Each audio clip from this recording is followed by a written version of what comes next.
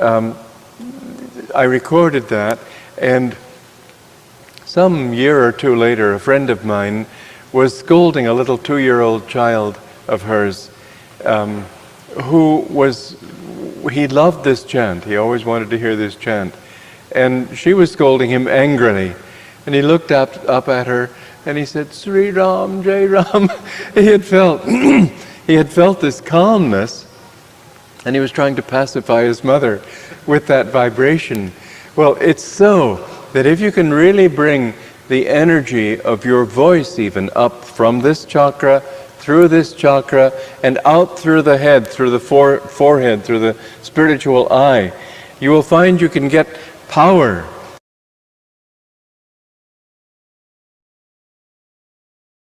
Good morning again, everyone. I hope you're ready to sing. I will speak a little bit, but also I'd like to have you singing today so we can learn how to chant. It's certainly not enough to talk about it. I'd like to start with a couple of quotes from Master and a couple I've got from the internet. Master said, "Sound is the most powerful force in the universe, and music is a divine art to be used as a path to God realization. Of all healing types, vibratory healing is of the greatest importance. Scientifically understood and applied, vibratory healing through chanting and affirmation has the effect of sending a volley of energy down through the nervous system, healing diseased tissues of the body, mind, and soul. Thus, chanting may be used both in self-healing and in healing others." And a couple of quotes on sound and music from the internet. Chanting can cause the left and right hemispheres of the brain to synchronize. It oxygenates and calms the brain. It reduces our heart rate and blood pressure. And finally, chanting creates a means of directly accessing higher states of consciousness. Now, what is chanting? We're talking about devotional, spiritual chanting that uplifts one's consciousness, that opens your heart, that awakens the chakra, that lifts the energy up to the spiritual eye. It's a very powerful tool. And I was in a class recently and I asked people how many people were chanting there, and there were hardly any, if any. And as devotees and disciples of Master, I mean, let's remember, he said chanting is half the battle of meditation, half the battle of keeping positive, half the battle of breaking through your habit patterns, half the battle of lifting the energy up because it lifts it up to the heart. Then you just have to get it to the spiritual eye, is half the battle of our spiritual life. And so chanting, we can chant along with music, the chants that we have. We can chant with the harmonium. I brought a couple of instruments today to show you and play with you. But chanting is not a side issue. It's something that we should be doing on a regular basis. And we should chant the beautiful, I mean, just being in a kirtan, you can't help but feel so uplifted and purified and changed. And singing the beautiful chants, I am the bubble, make me the sea, I am thine, be thou mine, I awaken thy light, from joy I came. Swamiji wrote so many chants, and Master wrote and adapted so many chants. They're in English, they're in Sanskrit, they're in Hindi, Bengali. Swamiji used to sing to us in many various languages, and every class starts with the chant. And there are many times he would bring a big tanpura, he had the harmonium, the gong, he had various instruments, and music is a big part of the path. And he brought it to the fore. It's not like I don't have a voice, I can't sing. Sing in the shower, sing when you walk, sing in your room, close the door, whatever. But you will feel that it's changing your vibrations, it's changing you on a cellular level, and then you sit to meditate. Oh, this is easy. So what do we chant? Well, since we're using chanting as healing, like yoga postures and like meditation and like affirmations and like energization, we should chant Masters and Swamiji's chants for the most part. Now, Master spiritualized his chants, meaning he sang them over and over and over. He had people singing with him at Carnegie Hall an hour and a half, and people were healed from many various ailments. And so Master's chants have his vibrations in them, and you feel those vibrations. You feel that there's breaking through your karma, breaking through the attachments, breaking through your desires, breaking through old habit patterns, moving your energy back into the spine instead of out into the senses. And they have a blessing on them, his chants. And so does Swamiji. Swamiji, it was so wonderful because he was writing books and chants his whole life. And so he would write a new chant and he would say, okay, come on, let's sing it. And he would sing it and then we would sing it and he would correct us. And sometimes he would change the chant a little bit and say, this is better, let's sing this. But we grew up with him writing these chants and us singing the chants. So they're a part of Ananda's DNA. And Swamiji said his chants are on the vibration. He wrote them on the vibration of Om. And so you feel very uplifted and you feel Master's power in Swamiji's chants. Let's face it, it's not like there's Swami's chants. They're the chants of our path. They're the chants that Master wrote through him. And so these are the chants that we should focus on. You can add other ones here and there, but don't make those your life. We're doing chanting to find God. We're not doing chanting to call out names, to get excited and emotional. And I remember some people would be jumping up and down and chanting, and that's not what we're here for. So let me move on because I want to get into the music itself. What do the different instruments do? Now, I love to quote this because people don't realize I played the violin, I played the cello. I didn't know why. I loved the sound, but I understood through Swamiji why. Because the violin and cello, the stringed instruments, they calm the heart and awaken devotion in your heart. And other instruments, he said, sitar, I brought a tanpura today, I'll play for you, bells, flute, all dissolve stress, mental problems, and soothe the brain. And the tabla breaks up the mental blockages and habit patterns and vrittis in the spine. Master told Dr. Lewis, who didn't like the tabla, the drum Master had, he said, get into a doctor's, it changes you. So now I want to introduce a couple of instruments to you. Just because I want you to see their instruments you can purchase that will help you to chant. Now, this one, I've shown this before, is a small tanpura. You can Google where you can buy instruments, but I have many instruments in my meditation room, and this is a wonderful sound. Hold on just a minute. I have to change the thing here.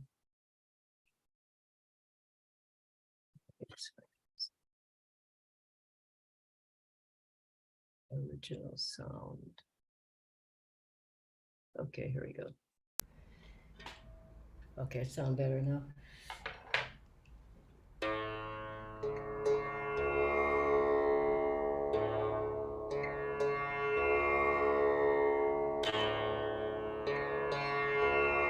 Very easy to play. You can chant Om with that sound there, or you can learn some of Swamiji's songs with tanpura to sing. Then there's the bells. Very easy. You can put on music, chant along, and play the kirtals. The kirtals, they awaken devotion in the heart. And I didn't bring the gong out today, but I will on another day. But kirtals, you can get some kirtals yourself, but get good ones. Don't get cheap ones because they sound clangy. But these are the top of the line, Zildjian.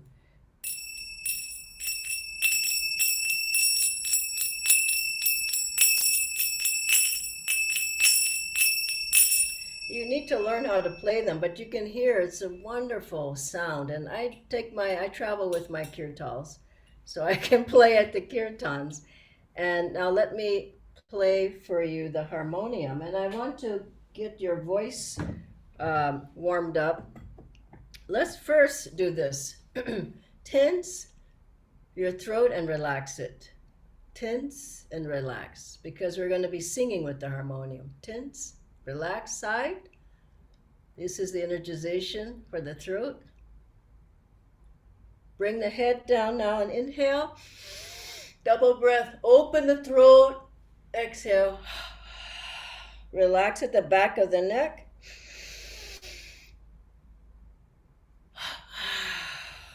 Once more. Now inhale and tense your body. Exhale, relax. Again. Once more. Get the prana flowing. Vibrate. Exhale. Now, if you're musically inclined or not, either one, I suggest when you feel ready to get an instrument. You can get a small organ, keyboard, or a harmonium. Harmonium is just, it harmonizes you. That's like, maybe that's where they got the name from, but it's a wonderful instrument. So you listen to this chord. Close your eyes.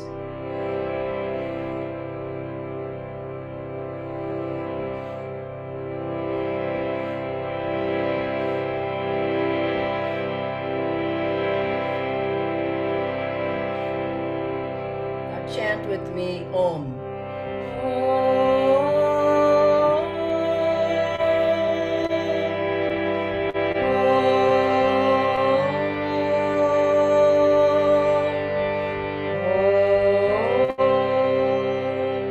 Once more.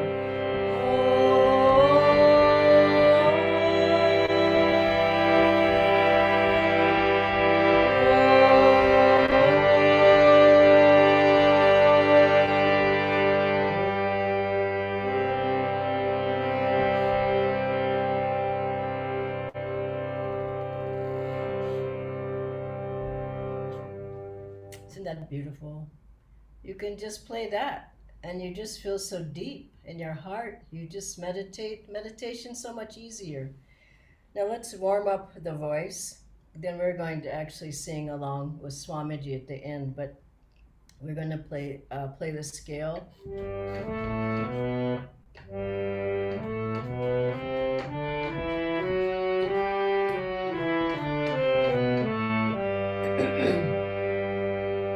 Sing along with me. I hope you're not just watching, but sing. Open the throat, open the voice, and then we'll chant together. And we'll sing ah, ah,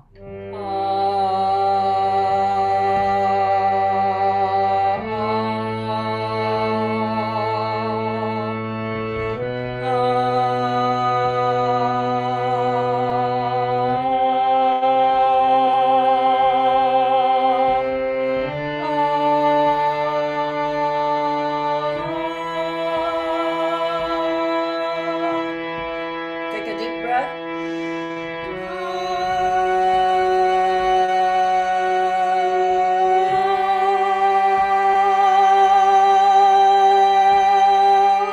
Take a deep breath.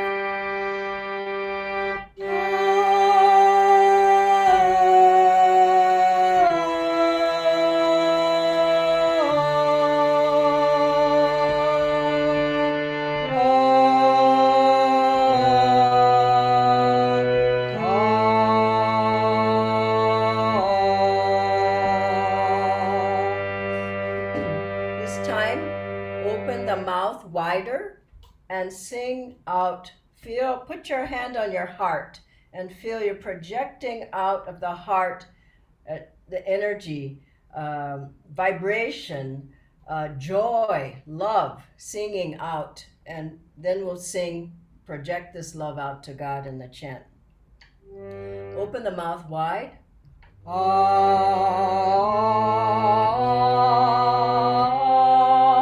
deep breath.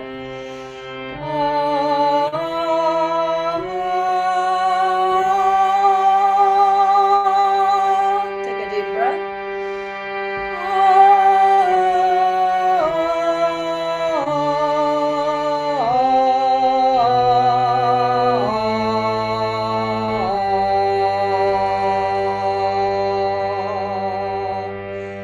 Now, this time sing more sweetly from the heart, like this.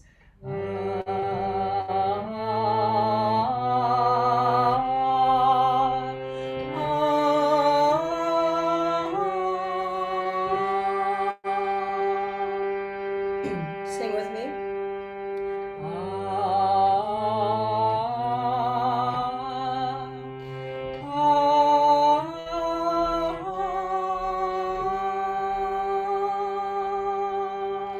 Take a deep breath.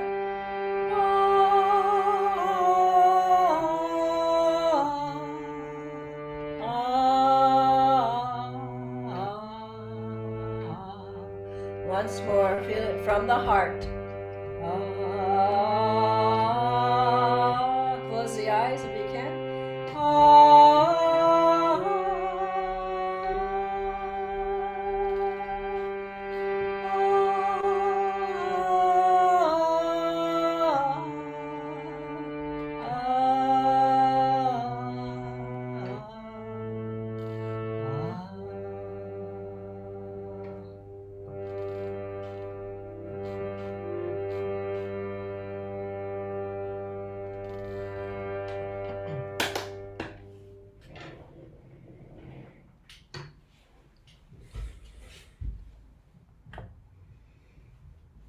Now we'll sing along with Swamiji to close.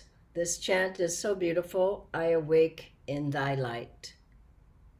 Sing from your heart and feel the vibrations of chanting. This will be 2 or 3 minutes long.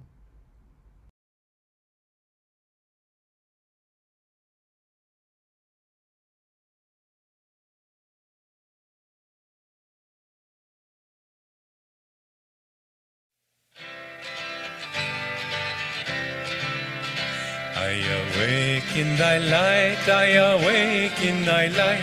I am joyful, I am free, I awake in thy light. I awake in thy light, I awake in thy light. I am joyful, I am free, I awake in thy light. I awake in thy love, I awake in thy love. I am joyful, I am free, I awake in thy love. I awake in thy love, I awake in thy love. I am joyful, I am free, I awake in thy love.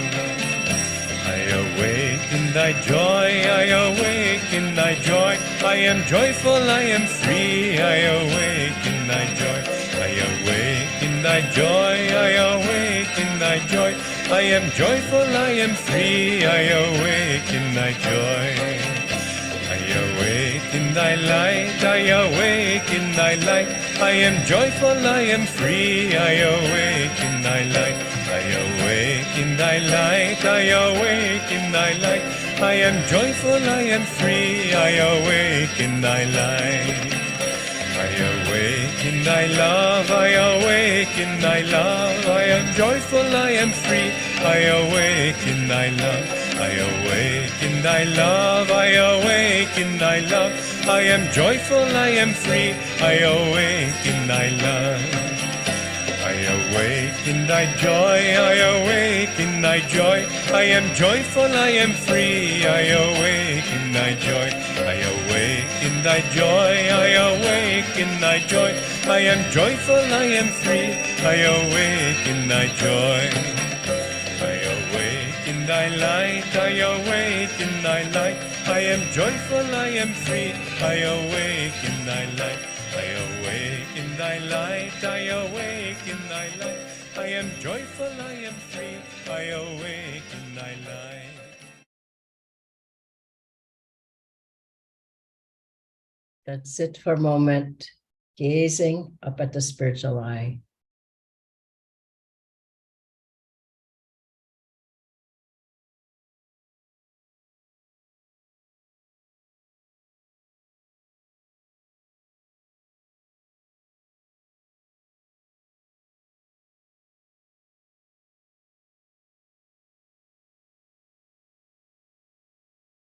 Feel the healing vibrations of this chant.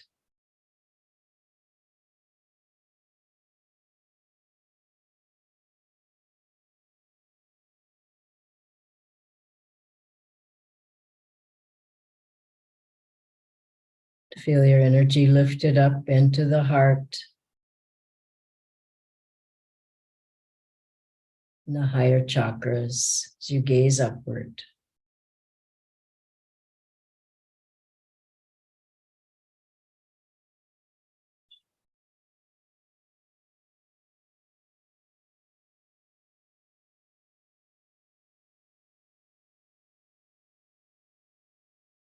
Feel all worries, doubts, fears, difficulties disappearing.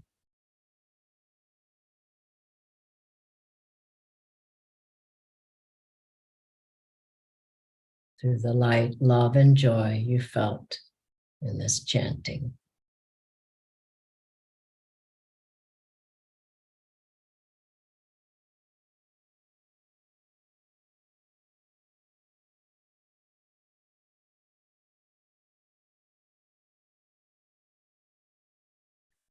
Om Shanti, Shanti. Ask Nitindra to join now. Thank you, Dhyanaji. I'll just share a list of questions. The first question, Dhyanaji, is it recommended to learn and play the harmonium and also sing the chant?